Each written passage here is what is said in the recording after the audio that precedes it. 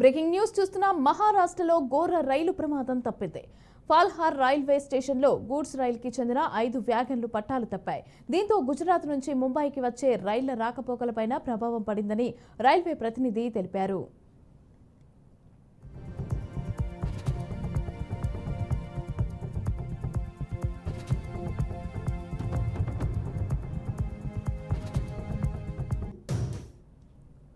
ఇనుప కాయిల్స్తో ఉన్న గూడ్స్ రైలు పన్వేల్కు వెళ్తోందని రైల్వే అధికారులు వెల్లడించారు. అప్రమత్తమైన సిబ్బంది సహాయక చర్యలు చేపట్టారు. పలు బోగీలు చెల్లాచెదురుగా పడిపోయి ఉన్నాయి. ఇక ప్రమాదం తర్వాత పెద్ద ఎత్తున జనాలు గుమిగూడారు. రైళ్ల రాకపోకలు బంద్ కావడంతో ప్రయాణికులు ఆయా స్టేషన్లలో అవస్థలు పడ్డారు. ఇక ప్రమాదానికి సంబంధించిన వీడియోలు సోషల్ మీడియాలో చక్కర్లు కొడుతున్నాయి.